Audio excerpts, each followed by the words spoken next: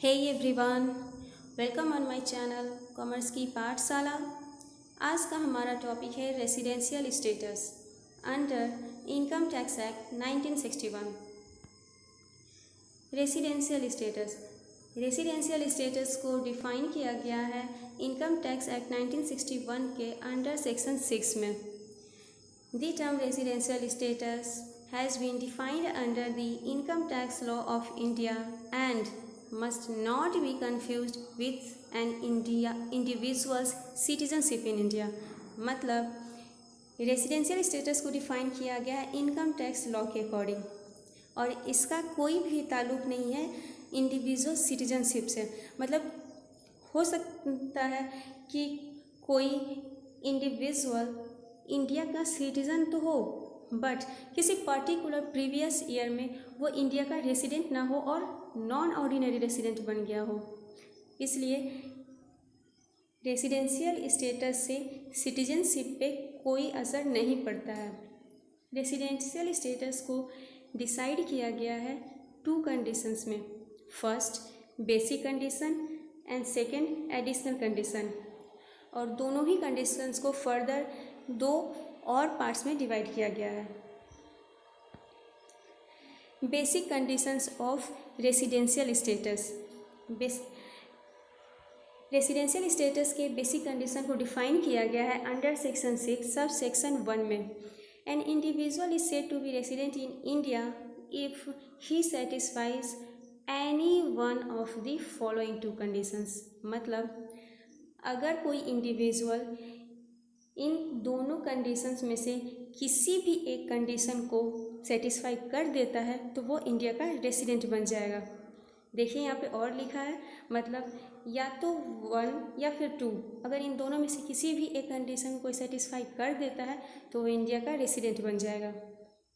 First condition, he is in India for a period और periods amounting in all 182 days और more in the relevant previous year. मतलब previous year में वो individual at least 182 days या फिर उससे ज़्यादा इंडिया में रहा हो, इंडिया का निवासी रहा हो, तो वो इंडिया का रेसिडेंट बन जाएगा। यहाँ रिलेवेंट प्रीवियस ईयर का मतलब है कि जिस ईयर के लिए हम उसका रेसिडेंशियल स्टेटस देख रहे हैं।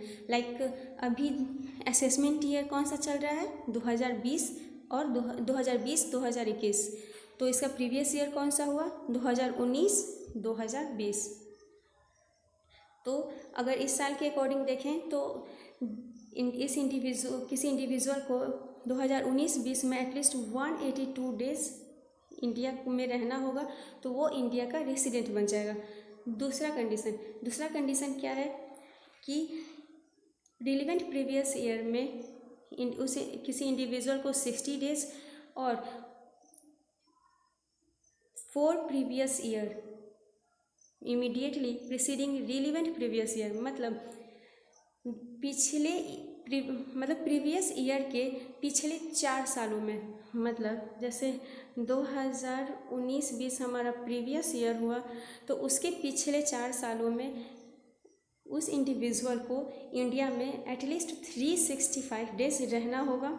अगर वो पिछले साल 60 डेज और उसके पिछले 4 सालों में 365 डेज इंडिया में रहा हो तो भी वो इंडिया का रेसिडेंट बन जाएगा। मतलब इन दोनों में से किसी भी एक कंडीशन को वो कोई भी इंडिविजुअल अगर फॉलो करता है तो वो इंडिया का रेसिडेंट बन जाएगा। Additional condition of residential status. Additional condition को डिफाइन किया गया है सेक्शन 6 सब सेक्शन 6 में। अगर कोई इंडिविजुअल इन एडिशनल कंडीशंस को फॉलो करता है, इन एडिशनल कंडीशंस को सेटिस्फाई करता है तो वो ऑर्डिनरी रेसिडेंट बन जाएगा। First condition, he has been resident in India for at least 2 out of 10 previous immediately previous relevant previous preceding the relevant previous year। मतलब उस इंडिविजुअल को जिन्हें हम पहले ही रेसिडेंट बना चुके हैं तो उन्हें ऑर्डिनरी रेसिडेंट बना के हम ये 2 कंडीशन देख रहे हैं, तो उसे प्रीवियस ईयर के पिछले 10 प्रीवियस ईयर में एटलीस्ट 2 सालों के लिए वो इंडिया का रेसिडेंट रहा हो। और दूसरा कंडीशन क्या है? दूसरा कंडीशन है कि वो इंडिविजुअल पिछले ईयर मतलब प्रीवियस ईयर के जस्ट पिछले 7 ईयर्स में एटलीस्ट 730 डेज या उससे ज़्यादा इंडिया में रहा हो। आप समझ रहे हैं ना? फिर से मैं बताती हूँ। फर्स्ट कि जैसे कि 2019-20 हमारा प्रीवियस ईयर हुआ, तो 2019-20 के पहले वाले 10 साल में एटलीस्ट 2 सालों के लिए उस इंडिविजुअल को इंडिया का रेसिडेंट रहना होगा। और दूसरा कंडीशन है कि पिछले मतलब प्रीवियस ईयर के जस्ट पहले वाले 7 प्रीवियस ईयर में एटलीस्ट 730 डेज़ के लिए वो इंडिया में रहा हो। अगर और यहाँ पे कोई ये नहीं है कि किसी एक कंडीशन को फॉलो करेगा। अगर कोई सिर्फ एक कंडीशन को फॉलो करता है और दूसरे को नहीं, तो वो नॉन ऑर्डिनरी रेसिडेंट होगा। और अगर कोई इंडिविजुअल इन दोनों कंडीशंस को फॉलो करता है तो वो इंडिया का ऑर्डिनरी रेसिडेंट बन जाएगा। फ्रेंड्स, जो मैंने अभी तक आपको बताया वो पिछले असेसमेंट ईयर तक था।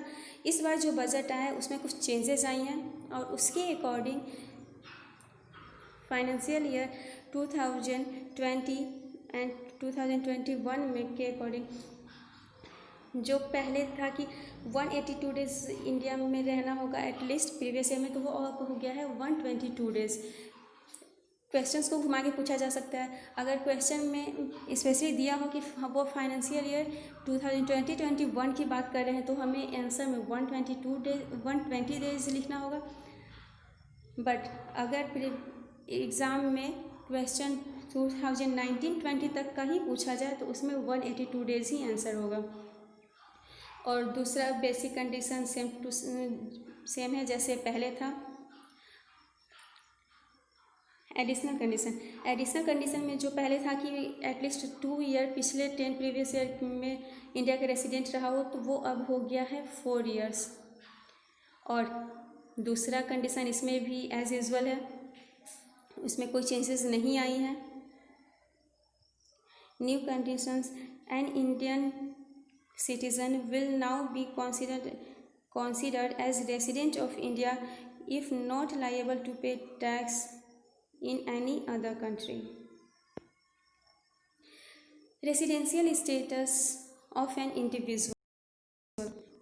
रेसिडेंशियल स्टेटस को डिफाइन किया गया है कि इंडिविजुअल के सेक्शन 6 में रेसिडेंट देखा जाएगा according to section 6 sub section 1 में। रेसिडेंट को फर्दर डिवाइड किया गया ordinary resident, non ordinary resident. Non ordinary resident को डिफाइन किया गया है सेक्शन 6 सब सेक्शन 6 में।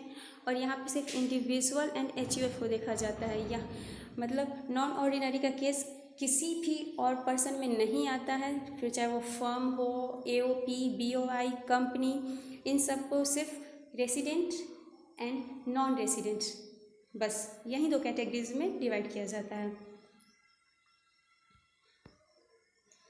रेसिडेंशियल स्टेटस ऑफ इंडिविजुअल, जैसा कि मैंने आपको वहाँ पे बहुत अच्छे से एक्सप्लेन किया है, उसी को यहाँ पे शॉर्ट में बताया गया है कि अगर कोई individual any one of the basic condition plus both of the additional condition follow करता है तो ऑर्डिनरी रेसिडेंट। एंड अगर वो any one of the basic condition plus any one of the additional condition not satisfied, मतलब किसी भी एक additional condition को या फिर दोनों ही एडिशनल कंडीशन को कोई इंडिविजुअल सेटिस्फाई नहीं करेगा तो वो नॉट ऑर्डिनरी रेसिडेंट बन जाएगा। And not resident none of the basic condition satisfied, मतलब अगर कोई इंडिविजुअल बेसिक कंडीशन को ही सेटिस्फाइड नहीं कर पाता किसी भी एक कंडीशन को, तो वो नॉट रेसिडेंट बन जाएगा। Residential status of HUF, residential status of HUF, अगर HUF का फुली कंट्रोल या फिर पार्शियली कंट्रोल इन इंडिया हो तो वो इंडिया का रेसिडेंट होगा। बट अगर उसका फुली कंट्रोल आउटसाइड इंडिया हो तो वो नॉन रेसिडेंट बन जाएगा। Resident ordinary and non ordinary rules are same as individual, sorry यहाँ इंडिविजुअल होगा। Residential status of firm and AOP, no case of ordinary and non ordinary resident, मतलब यहाँ पे ऑर्डिनरी और नॉन ऑर्डिनरी का कोई केस नहीं आता। यहाँ पे सिर्फ रेसिडेंट एंड नॉन रेसिडेंट को देखा जाता है। जैसा कि मैंने आपको पहले ही बता दिया है, रेसिडेंट फुली और पार्शली कंट्रोल इन इंडिया, अगर फर्म या AOP का फुली या फिर पार्शली मतलब थोड़ा सा भी कंट्रोल इंडिया में है तो वो रेसिडेंट माना जाएगा, और अगर उसका पूरा का पूरा कंट्रोल आउटसाइड इंडिया है तो उसे नॉन रेसिडेंट माना जाएगा।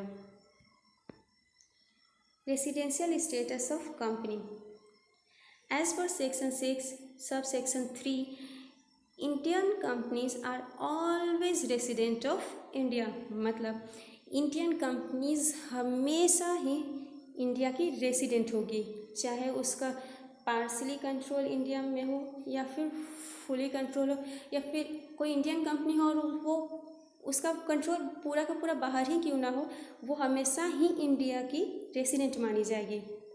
अ foreign company can be resident of India only if control of management is Holi situated in India, मतलब एक फॉरेन कंपनी सिर्फ एक ही केस में इंडिया की रेसिडेंट हो सकती है, और वो केस क्या है कि उस फॉरेन कंपनी का पूरा कंट्रोल ऑफ मैनेजमेंट इंडिया में सिचुएटेड हो।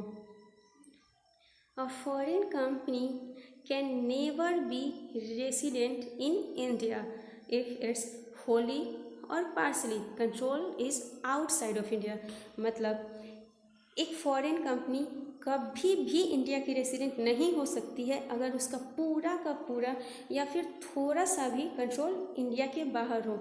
उसके इंडिया में रेसिडेंट होने का सिर्फ एक ही कंडीशन है कि उसका पूरा का पूरा कंट्रोल इंडिया के अंदर हो।